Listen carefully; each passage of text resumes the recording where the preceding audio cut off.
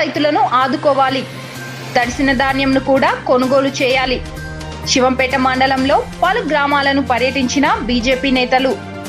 మండల పరిధిలోని చెన్నాపూర్, చిన్నగొట్టిముక్కుల, పెద్దగొట్టిముక్కుల గ్రామాలలో బీజేపీ రాష్ట్ర కార్యవర్గం సభ్యులు రఘువీరారెడ్డి, వాల్దాస్ మల్లేశం గౌడ్, బూత్ సభ్యులు మహేష్ తదితరులు పర్యటించారు.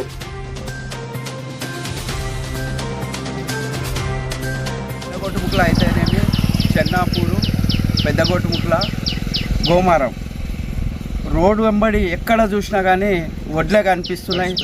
తడిసిన వడ్లు మళ్ళీ మొలకలు వచ్చినాయి. మొత్తం ఈ మొలకలు రావడం వల్ల రైతులు చాలా కూడా నష్టపోతున్నారు. మరి లారీలు లేక ఇబ్బంది పడి ఎండినొడ్లు కూడా మళ్ళీ తడిసి మొలకలు రావడం జరిగింది. మరి నేను ప్రభుత్వానికి మేము ఒకటే హెచ్చరిక చేస్తున్నాము. ఇక్కడ రైతులు చాలా ఇబ్బందికర పరిస్థితిలో ఉన్నారు.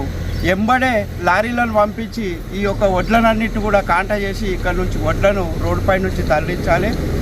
మరి శివంపేట మండలు ఎంఆర్ఓ గారికి కూడా మేము చెప్పడం ఏంటిదంటే, లారీలు లేక ఇబ్బంది అవుతుంది. మరి రైతులు మొత్తం తడుస్తున్నాయి, మళ్ళీ సాయంత్రం తడుస్తున్నాయి, అన్ని మొలకలు వచ్చేసినాయి. రైతులు పెద్ద ఎత్తున నష్టపోయారు.